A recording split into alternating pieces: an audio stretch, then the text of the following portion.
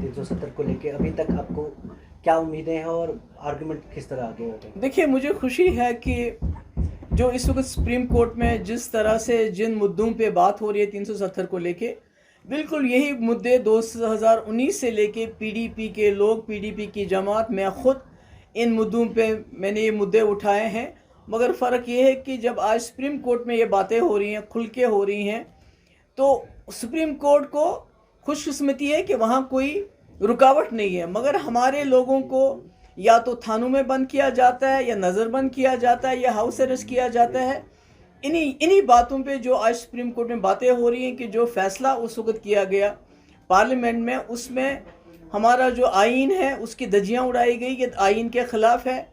Supreme court ने खुद ये सुन रहा है, इसको सुनवाई हो रही है कि पार्लियामेंट के पास ताकत नहीं है 370 को ख़त्म करने की, जब तक कि जम्मू कश्मीर की कॉन्स्टिट्यूएंट असम्बली उसको रिकमेंड ना करे प्रेसिडेंट ऑफ इंडिया को, इसको ख़त्म कर दो। कॉन्स्टिट्यूएंट असम्बली नहीं है। कॉन्स्टिट्यूएंट असम्बली यहाँ सत्यपाल मलिक को बनाया गया, काउंसिल ऑफ मिनिस्टर्स उसके एडवाइजर्स को बनाया गया। इससे बड़ा फ्रॉड क्या हो सकता है?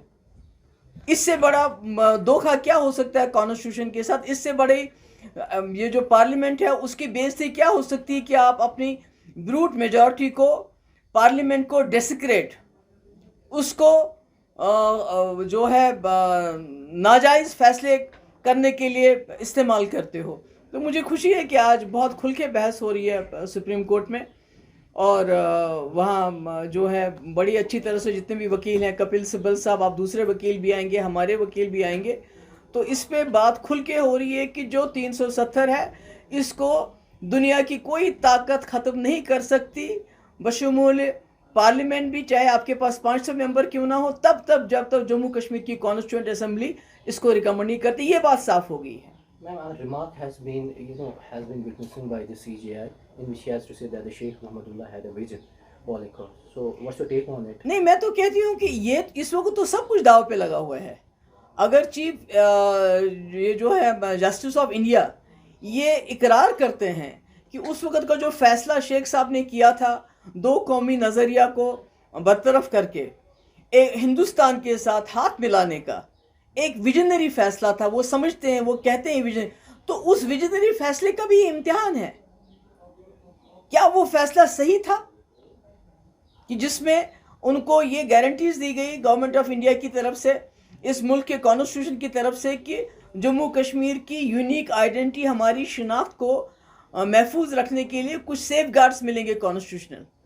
तो आज उसका भी इम्तिहान है कि जो शेख साहब ने उस वक्त फैसला किया पाकिस्तान के बजाय, आज़ाद रहने के बजाय हिंदुस्तान के साथ हाथ मिलाने का, क्या वो फैसला, क्या वो विजन सही था?